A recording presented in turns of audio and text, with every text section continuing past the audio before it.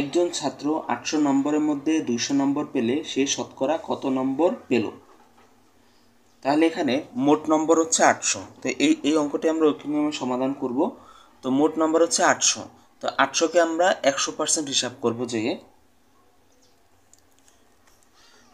তাহলে 800 হচ্ছে সমান সমান 100%।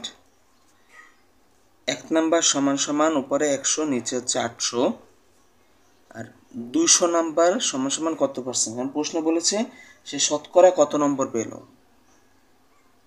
তাহলে এখানে উপরে 100 নিচে হচ্ছে 800 আর উপরে হচ্ছে এখানে 200।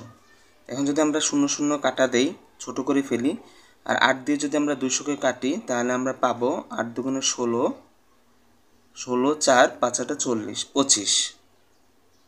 তো এখানে 200 নম্বরের মধ্যে 200 নম্বরকে শতকরা হিসাব করলে হবে 25%।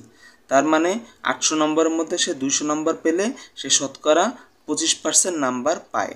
তো এখানে এই প্রশ্নের উত্তর হচ্ছে 25।